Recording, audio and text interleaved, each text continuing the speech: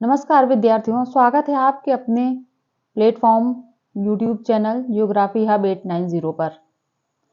अब हम यहाँ पर वायुमंडलीय का सामान्य परिसंचरण की बात कर रहे थे टॉपिक पर, जिसके बारे में त्रिकोशीय रेखांशिक परिसंचरण की चर्चा करते हैं। यहाँ वायुमंडलीय पेटियों के संदर्भ में चर्चा की जा रही थी, जैसा कि बैक में हमने पढ़ा। ठीक है, अब हम आगे देखते हैं। आवर्तनशील पृथ्वी के तल पर विशुद्ध तापीय कारणों से उत्पन्न एक कोशीय पवन संचरण व्यवस्था का लोप हो जाता है। इसके स्थान पर प्रत्येक गोलार्ध में त्रिकोशीय रेखांशिक संचरण की स्थापना हो जाती है। ठीक है, जो तापजनिक पेटी है उसका लोप हो जाता है और उसके स्थान पर त्रिकोशीय रेखांशिक संचरण की स्थापना हो जाती है, क्योंकि पवन प्रवाह वायुदाब प्रवणता के द्वारा नियंत्रित होता है। अतः वायुदाब के वास्तविक वितरण के आधार पर दोनों गोलार्धों में नियतवाही पवनों की कुल 6 पेटियां पाई जाती हैं। भूतल पर स्थित पवनों की प्रत्येक पेटी धरातलीय, उच्च वायुमंडलीय तथा ऊर्ध्वाधर वर्टिकल पवन गतियों के द्वारा वायुमंडलीय परिसंचरण के एक स्वतंत्र कोष का निर्माण होता है। जैसे ये पूरा गोलार्ध होता है तो वैसे त्रिकोशीय एक कोष में जो होता है चौथाई भाग, उसका निर्माण होता है। वायुमंडलीय परिसंचरण प्रणाली का अध्ययन करते समय ऊष्मा इंजन की भांति उसके ऊष्मा तथा शीतलता के स्रोतों हीट एंड कोल्ड सोर्सेस को ध्यान में रखना होगा। इस संबंध में हमें यह ध्यान रखना चाहिए कि वायुमंडल में होने वाली संघनन की प्रक्रियाओं के द्वारा भारी मात्रा में ऊष्मा की प्राप्ति होती है, अतः इसे ऊष्मा का स्रोत मानना चाहिए। ठीक है,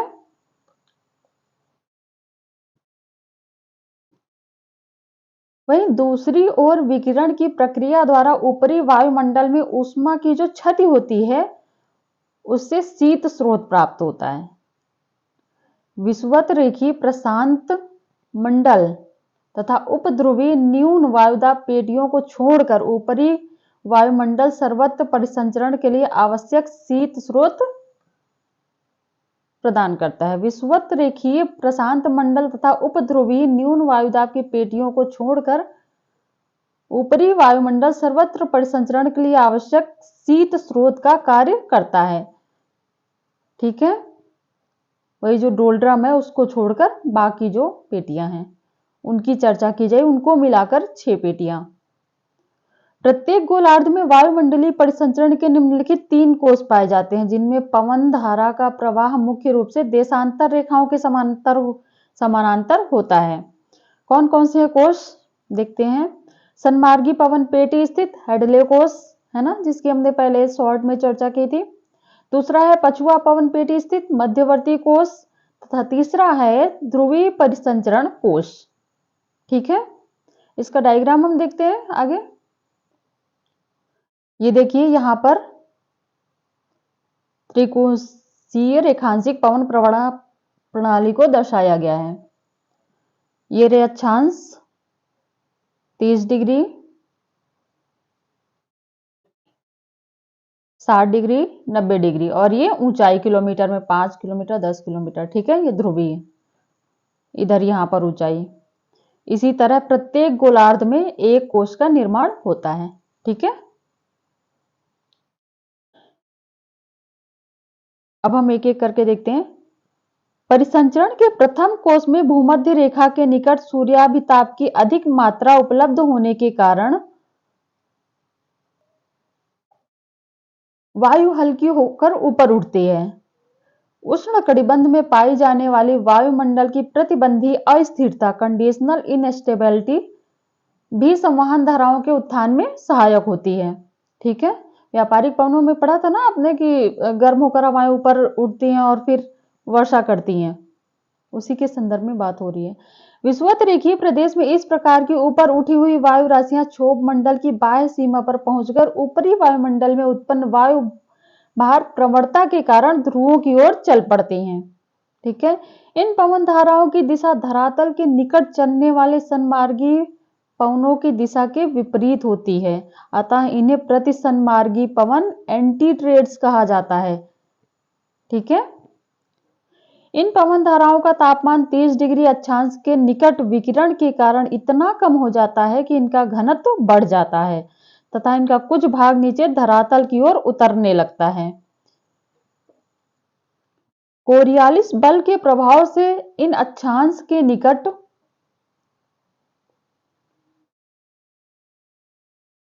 ऊपरी पवन धाराओं की दिशा ध्रुवों की ओर न होकर अक्षांश रेखाओं के समानांतर हो जाती हैं।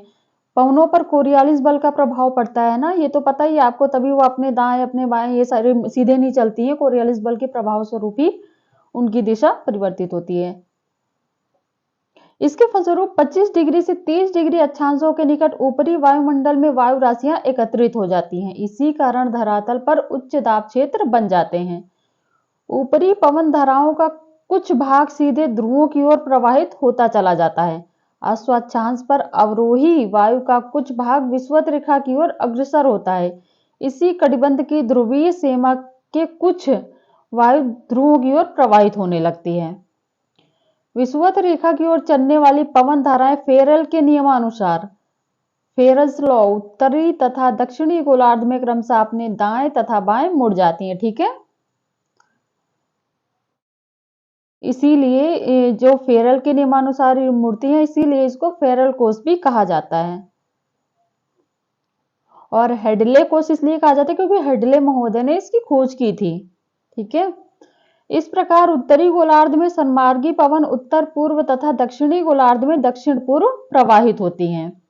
ठीक है, धरातल के निकट सन्मार्गी पवनें उनके ऊपर चलने वाली प्रति सन्मार्गी हवाएं विषुवत रेखीय क्षेत्र में उत्पन्न आरोही पवन तरंगे मिलकर सन्मार्गी पवन पेटी स्थित प्रथम परिसंचरण कोश का निर्माण करती हैं। ठीक है, इस कोश को प्रत्यक्ष कोश डायरेक्ट सेल कहा जाता है क्योंकि इसमें पवन धाराएं ऊष्मा स्रोत से शीत स्रोत की ओर चलती हैं। ठीक है, डायरेक्ट। इसी कोश को हेडले कोश भी कहा जाता है। ठीक है, दो नाम है इसके, एक फेरल कोष भी इसी को कहा जाता है और हेडले कोष भी, और प्रत्यक्ष कोष। अगर ये तीनों में कोई भी पूछ लिया जाए तो इसको प्रथम परिसंचरण में बताइएगा। दूसरा देखते हैं, परिसंचरण का द्वितीय कोष अश्वाक्षांश तथा 60 डिग्री अक्षांश उपध्रुवीय न्यून वायुदाब क्षेत्र के मध्य पछुआ पवन पेटी में स्थित है। ठीक है, प्रथम परिसंचरण कहाँ है? व्यापारिक पवन में। दूसरा परिसंचरण पछुआ पवन में। अश्वाक्षांश उच्च दाब क्षेत्रों से ध्रुवों की ओर प्रवाहित होने वाली धाराएं विक्षेपक बल के कारण, यहाँ कौन सा बल काम कर रहा है? विक्षेपक बल। वहां कौन सा काम कर रहा था? Feral law. तथा उत्तरी तथा दक्षिणी गोलार्धों में क्रमशः अपने पथ के दाएं तथा बाएं मुड़ जाती हैं। उत्तरी गोलार्ध में इनकी दिशा दक्षिण पश्चिम से उत्तर पूर्व तथा दक्षिणी गोलार्ध में उत्तर पश्चिम से दक्षिण पूर्व होती है। ये उष्ण पवन धाराएं जब ध्रुवों की ओर से आने वाले शीतल और भारी पवनों से मिलती हैं तब वहां वाताग्रों का निर्माण होता है। ठीक है, यहाँ पे फ्रंट्स बनते हैं। उष्ण पछुआ हवाएं शीतल और भारी ध्रुवीय पवनों के ऊपर क्रमशः उठती हैं, अतः इन पवनों के संगम पर वायुमंडल में संघनन की प्रक्रिया पाई जाती है जिससे मेघ का निर्माण तथा वर्षा होती है। यहीं पर वाताग्र भी बनते हैं, यहीं पर मेघ भी बनते हैं और वर्षा भी होती है। इस पेटी में भी पवन के ऊपर उठने में संघनन का मुक्त ताप लेटेंट हीट ऑफ कंडेंसेशन सहायक होता है।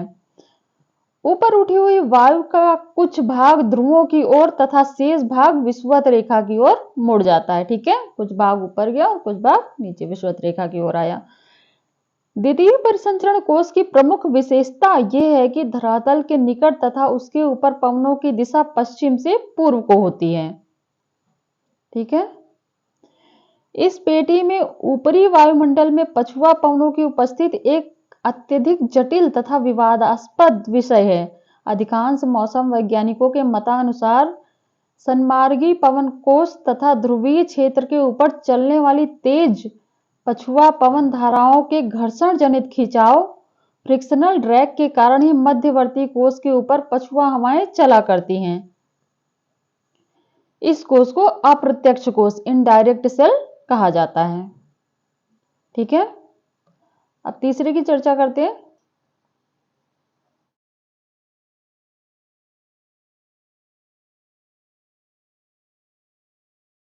रेखांशिक परिसंचरण का तृतीय कोष 60 डिग्री उत्तर तथा दक्षिणी अक्षांश तथा ध्रुवों के मध्य पाया जाता है।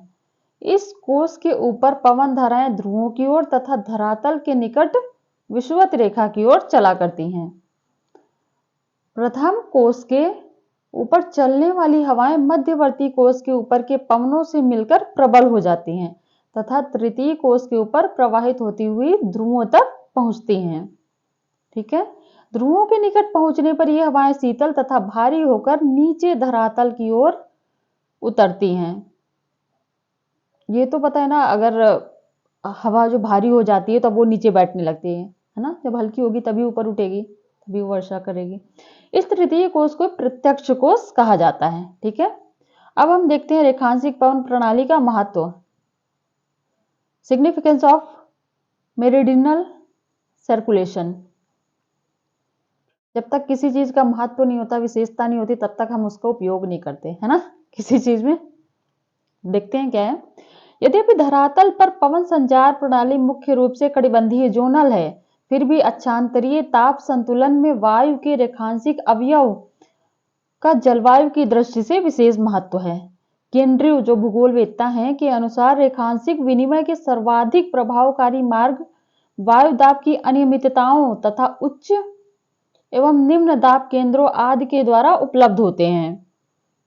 भूतल पर स्थित विभिन्न अभिसरण तथा अपसरण के क्षेत्र areas of convergence and divergence रेखांशिक पवन प्रणाली के संदर्भ में महत्वपूर्ण भूमिका निभाते हैं। भूतल पर अभिसरण की सर्वाधिक महत्वपूर्ण अखंडित पेटी अंतरोष्ण अभिसरण क्षेत्र आईटीसी के रूप में पाई जाती है। उपोष्ण कटिबंधीय उच्च वायुदाब पेटी में अपसरण के अनेक ऐसे क्षेत्र पाए जाते हैं जो रेखांशिक पवनों के प्रवाह में महत्वपूर्ण योगदान करते हैं। अपसरण के इन स्थानीय क्षेत्रों के द्वारा विश्व की जलवायु में अनेक जटिलताएं उत्पन्न हो जाती हैं। ठीक है, ध्रुवीय वाताग्रों पर उत्पन्न शीतोष्ण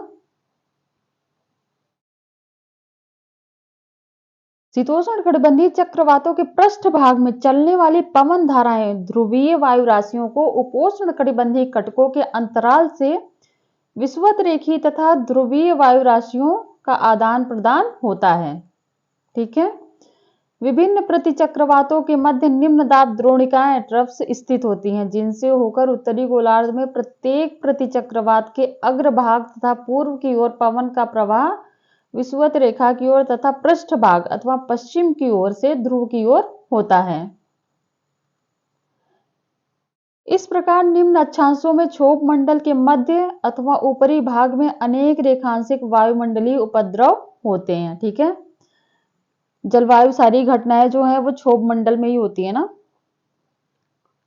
इस प्रकार पवन धाराओं के अक्षांश रेखीय प्रवाह के बावजूद वायु राशियों का उत्तर से दक्षिण अथवा दक्षिण से उत्तर रेखांशिक प्रवाह होता रहता है। इस प्रकार ऊष्मा के स्थानांतरण में धरातलीय पवन प्रवाह के साथ ही उच्च स्तरीय पवन प्रवाह का महत्वपूर्ण योगदान होता है। ठीक है, टिपिकल है टॉपिक, ध्यान से पढ़ना पड़ेगा, कोई पढ़ाता भी नहीं है। अब देखते हैं अगला, जेट स्ट्रीम, है ना, ये तो मोस्ट इंपॉर्टेंट है, हर जगह पूछा ही जाता है। देखते हैं क्या है जेट स्ट्रीम।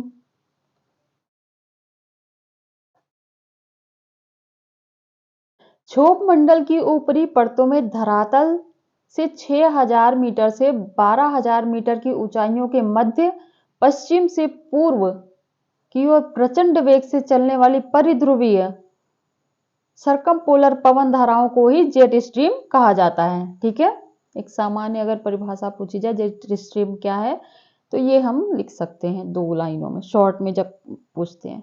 ये पवन धाराएं दोनों गोलार्धों में 20 डिग्री उत्तरी एवं दक्षिणी अक्षांशों से ध्रुवीय क्षेत्रों तक वर्ष भर निरंतर चलती रहती हैं। ठीक है, इन उच्च स्तरीय पवन धाराओं की खोज का श्रेय द्वितीय विश्व युद्ध के दौरान अमेरिकी बम वर्षक विमान चालकों को प्राप्त है। ठीक है, इनकी खोज जो है जब सेकेंड वर्ल्ड वॉर हुआ था तब जो जापान पर नागासाकी और हिरोशिमा में बम गिराए जा रहे थे, तो उस समय उन जो वायुयान थे उनको ये धाराएं महसूस हुई थी, तो उन्हीं को श्रेय दिया गया है खोज करते हुए। ठीक है। जब अमेरिकी विमान चालक B-29 बम वर्षक विमानों को लेकर ऊंचाइयों पर जापान की ओर उड़ान भरते थे, तब उन्हें अप्रत्याशित रूप से प्रबल वेग वाली पवन धाराओं का सामना करना पड़ता था, जिससे उनके विमानों की रफ्तार धीमी पड़ जाती थी।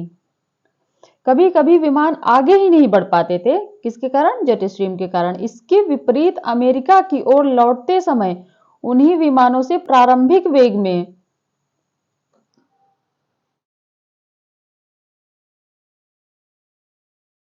अचानक वृद्धि हो जाया करती। जब वो जापान की तरफ जाते थे तब धीमी पड़ जाती थी, क्योंकि वो पश्चिम से पूर्व चलती हैं, और जब वो अमेरिका की साइड वापस लौटते थे तो और तेज हो जाता था। क्यों?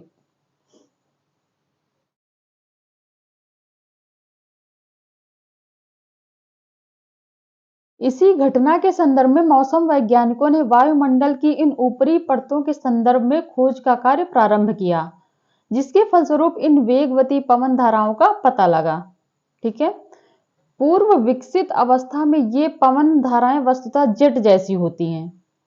जेट जो विमान होता है उसकी उस आकार की। स्ट्रेलर स्ट्रेलर जो है भूगोलवेत्ता है, मौसमविद के अनुसार अनुप्रस्थ काट में जेट स्ट्रीम की तुलना होज में बहती हुई एक ऐसी जल धारा से की जा सकती है जिसके अधिकतम वेग की केंद्र रेखा अपेक्षाकृत मंद प्रवाह वाले जल के सम केंद्रीय वृत्तों से घिरी हो। ठीक है। स्ट्रेलर ने ये जो है ये नेट जेआरएफ में क्वेश्चन बन सकता है कि स्ट्रेलर ने जेट स्ट्रीम की तुलना किससे की है, और ऑप्शन दे दिए जाएंगे। तो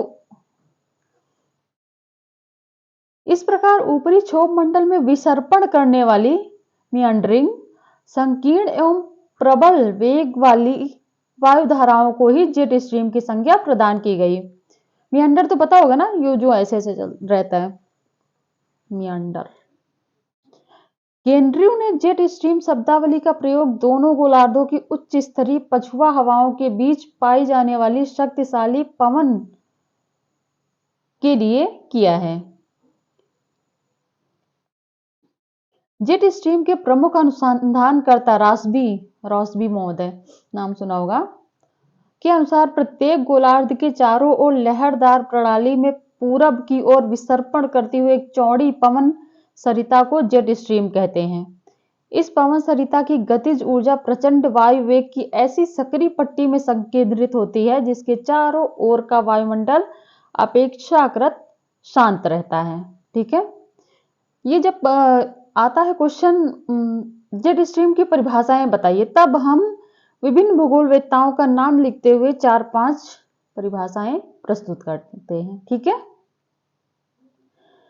ऋतु वैज्ञानिक संगठन WMO के अनुसार जेट स्ट्रीम लगभग समानांतर चपटी एवं नलिका तुल्य धारा है जो क्षोभ मंडल सीमा के निकट प्रवाहित होती है। इसका अक्ष एक्सिस अधिकतम वेग की दिशा में होता है। इसका प्रमुख लक्षण केवल प्रचंड वायु वेग ही नहीं वरन अनुप्रस्थ वायु अवरूपण भी है। सामान्यतः जेट स्ट्रीम हजारों किलोमीटर लंबी,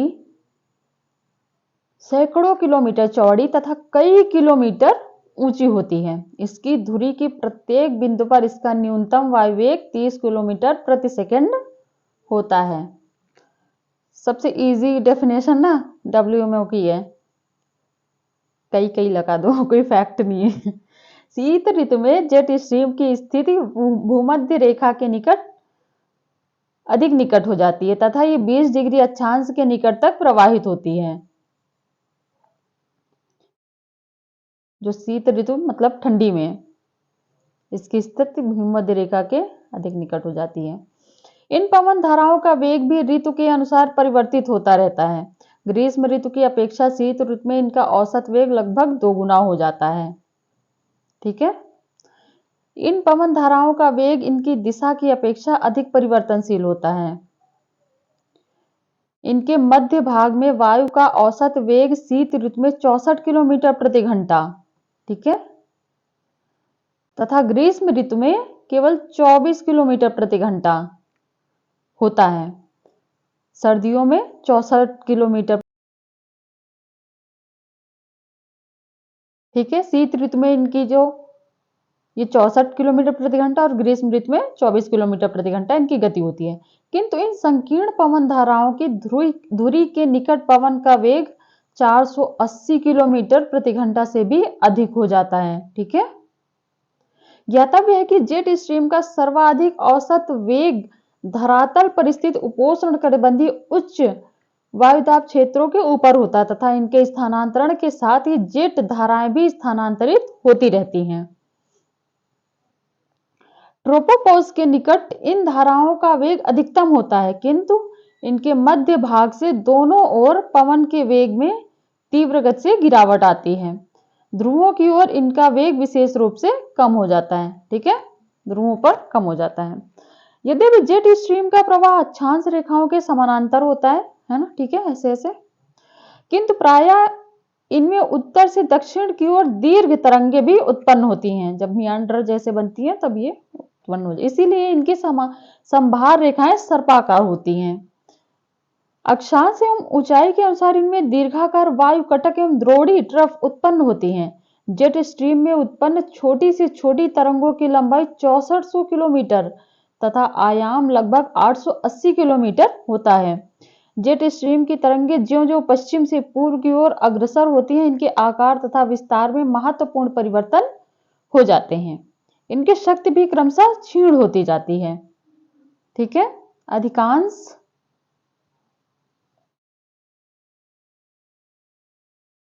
अधिकांश तरंगों का पूर्ण विकास होने पर वे उष्णकटिबंधीय प्रदेशों में फैल जाती हैं, जिसके फलस्वरूप शीतल एवं उष्ण वायु राशियों का परस्पर आदान प्रदान संभव हो जाता है। कभी कभी भूमध्य रेखा की ओर फैली हुई तरंगों के अपने मूल धारा से कट जाने के कारण उष्ण वायु राशि से घिरी हुई शीतल उच्च स्तरीय चक्रवात बन जाते हैं।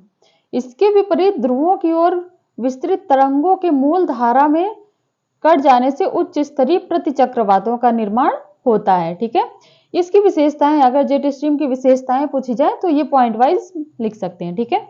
अब देखते हैं जेट स्ट्रीम पर धरातलीय उच्चावचन के प्रभाव। मतलब जेट स्ट्रीम चलती है तो धरातल में बहुत सारे उच्चावचन ना, पर्वत, पहाड़, मैदान, तो उनका प्रभाव क्या पड़ता है जेट स्ट्रीम पर, वो हम देखते हैं।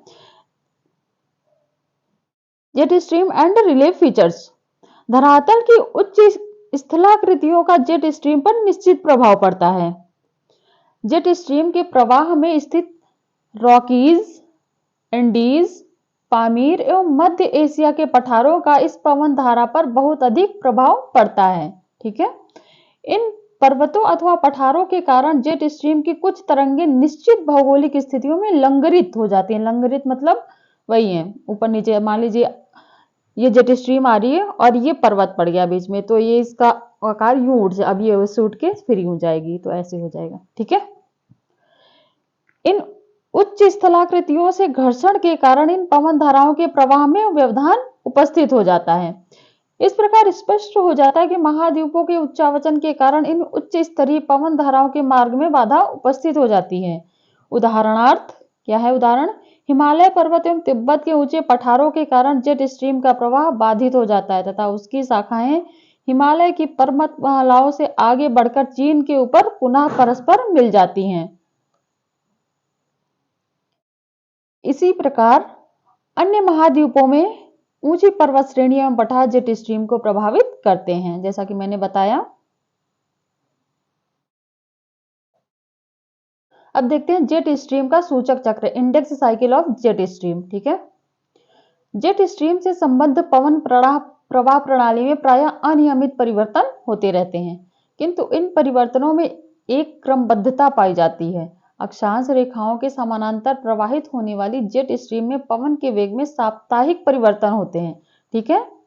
अगर ये क्वेश्चन है तो ये ऑप्शन, परिवर्तन कैसे होते हैं, साप्ताहिक होते हैं, मासिक होते हैं, वार्षिक होते हैं, कैसे, है ना।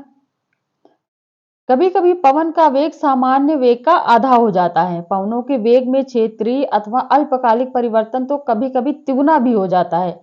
विषुवत रेखा से लेकर ध्रुव वृत्त तक स्थानीय रूप से जेट धाराएं देखी जाती हैं। ठीक है।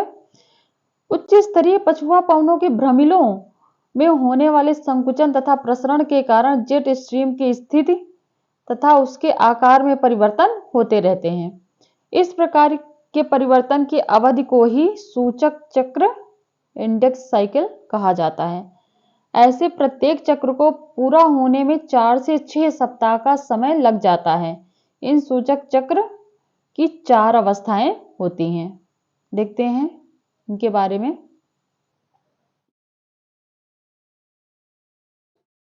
पहला देखते हैं, प्रथम अवस्था में जेट स्ट्रीम ध्रुवों के अधिक निकट स्थित होने के कारण इसे उच्च कटिबंधीय सूचक हाई जोनल इंडेक्स कहा जाता है। ऐसी स्थिति में जेट स्ट्रीम पश्चिम से पूर्व प्रायः सीधी प्रवाहित होती है। ठीक है। उत्तरी गोलार्ध में इन पवन धारा के उत्तर में ध्रुवीय शीतल वायुराज तथा दक्षिण की ओर सामान्यतः उष्ण वायुराज पाई जाती है। धरातल पर पछुआ पवन का विस्थापन ध्रुव की ओर हो जाता है। वायुभार प्रणाली पूरब पश्चिम फैली होती है। चक्रवात की क्रियाओं के उच्च अक्षांशों में ही सीमित होने से उच्च एवं निम्न अक्षांशीय वायु राशियों का आदान प्रदान हो जाता है। अब डायग्राम में देखते हैं।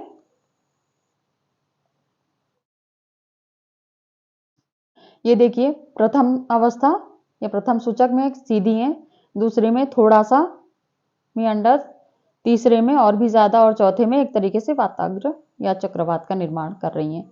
ठीक है।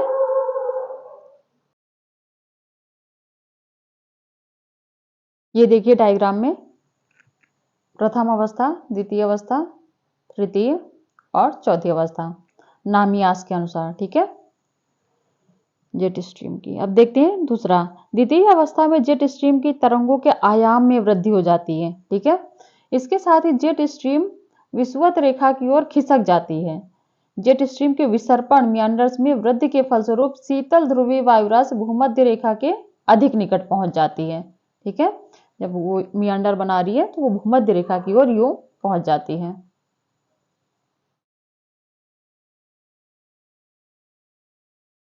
तृतीय अवस्था में तरंगों में और भी वृद्धि हो जाती है तथा जेट स्ट्रीम की स्थिति भूमध्य रेखा के अधिक निकट हो जाती है।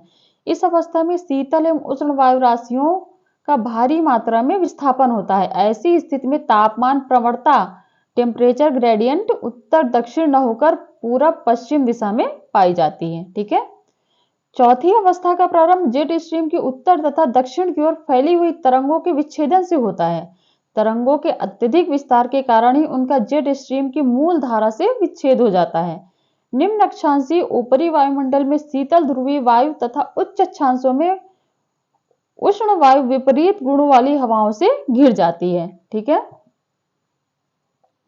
जेट स्ट्रीम की इस विशेष स्थिति को निम्न कटिबंधीय सूचक लो जोनल इंडेक्स कहते हैं। इस स्थिति में वायु राशियों में तापमान प्रवणता पूरब से पश्चिम हो जाती है। ठीक है। पछुआ हवा कटिबंधीय न होकर अनेक कोषों में विभक्त हो जाती है। कोष बन जाते हैं एक तरीके से, जैसे ये था ना, यूं अलग अलग दिख रहा था।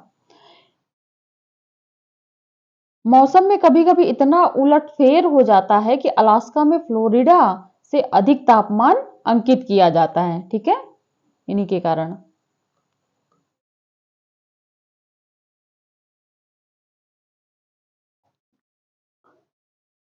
इसका मूल कारण उच्च स्तरीय वायुमंडल में उत्तर की ओर उत्तरी गोलार्ध में उष्ण वायुपुंज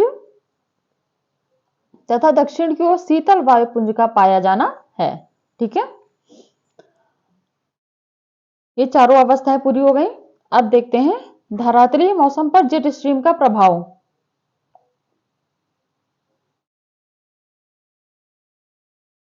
jet stream and surface weather. धरातल पर पाए जाने वाले मौसम तथा जेट स्ट्रीम में घनिष्ठ संबंध होता है, किंतु स्वयं जेट स्ट्रीम के बदले हुए स्वरूप के विषय में मौसम वैज्ञानिकों को पूरी जानकारी अभी तक प्राप्त नहीं हो सकी है। ठीक है, अभी तक इसमें रिसर्च चल रहा है। वस्तुतः मौसम तथा जेट स्ट्रीम का पारस्परिक संबंध अत्यधिक जटिल विषय है, जिसका यथार्थ ज्ञान ऋतु वैज्ञानिकों के सम्मुख आज तक प्रश्नवाचक चिन्ह बना हुआ है। ठीक है, ऐसे क्वेश्चन मार्क जिसको बोलते हैं। ऋतु वैज्ञानिकों के अनुसार ध्रुवीय वाताग्र जहां पर चक्रवातों तथा तूफानों का निर्माण होता है, उच्च स्तरीय जेट स्ट्रीम से संबद्ध होता है। ठीक है। अतः विभिन्न प्रकार के तूफानों तथा वृष्टि आदि पर इनका नियंत्रण होता है। ठीक है। शीतोष्ण कटिबंधीय चक्रवात पूर्ण विकास की अवस्था में क्षोभ मंडल में ऊपरी भाग तक विस्तृत होते हैं।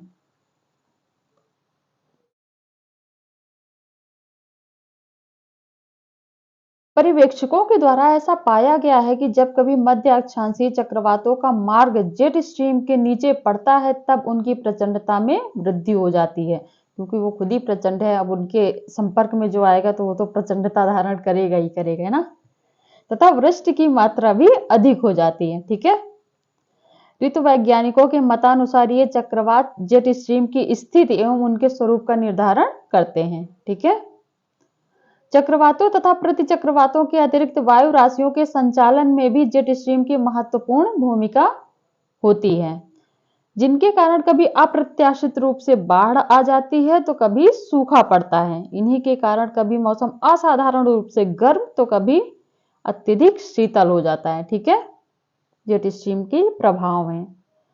केंड्रयू के मतानुसार जेट स्ट्रीम की पवन धाराओं में विद्यमान असाधारण दशाओं का पृथ्वी पर चलने वाले पवनों पर निश्चित प्रभाव पड़ता है। जेट स्ट्रीम के आगे उसकी तरंगों के स्वरूप तथा उसकी क्रियाशीलता में परिवर्तन ध्रुवीय वाताग्रों पर उत्पन्न मौसम तथा धरातलीय वायुभार प्रणाली को नियंत्रित करते हैं। इसी प्रकार विषुवत रेखीय गर्त चक्रों से उत्पन्न मौसम भी इस जेट धारा से प्रभावित होता है। विषुवत रेखीय प्रदेशों में होने वाली संवहनिक वर्षा का संबंध जेट स्ट्रीम के दीर्घाकार विसर्पण, जब वो मियांडर होता है ना, मियांडर की अवस्था आती है, के भूमध्य रेखीय छोर से बताया जाता है। ठीक है। अब कंक्लूजन देख लेते हैं। उपर्युक्त विश्लेषण से स्पष्ट है कि जेट स्ट्रीम के विषय में अधिकाधिक जानकारी से ही हमें धरातलीय मौसम को ठीक ढंग से समझने में पर्याप्त सहायता मिल सकेगी। इस बात के पर्याप्त प्रमाण है कि इन उच्च स्तरीय पवन धाराओं में उत्पन्न भंवरें एडीज नीचे उतरकर चक्रवाती मौसम को प्रभावित करती हैं। ठीक है। उनकी ऊंचाई तो पता है ना, जब वो नीचे उतरती हैं धरातल पर तब वो प्रभाव डालती हैं।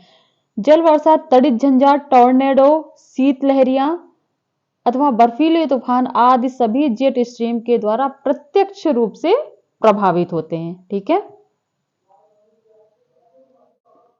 ये यहाँ पे ये टॉपिक समाप्त होता है। जब प्रभाव पूछा जाएगा तो इसको पॉइंट वाइज करके ये पूरा लिख सकते हैं। ठीक है। प्रभाव में, और अगर आलोचनात्मक पक्ष पूछा जाता है, क्योंकि ये ऑप्शनल है, ये चीजें हम इसको स्किप नहीं कर सकते हैं कि हमें जानकारी, जब हम जीएस पढ़ते हैं तो ऐसा लगता है कि सब कुछ हमने जान लिया है।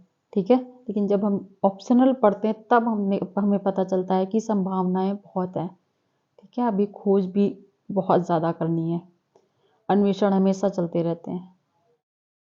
ठीक है। तो आलोचना में हम ये बता सकते हैं कि अभी पूर्ण जानकारी हमें नहीं मिली। हाँ, हम जो ये जो भूगोलविद्ता हैं इनके नाम लेकर के इनकी चर्चा हम कर सकते हैं। ठीक है। अब यहाँ से टॉपिक समाप्त होता है। नेक्स्ट टॉपिक में दोबारा मिलेंगे। तब तक के लिए धन्यवाद। नमस्कार।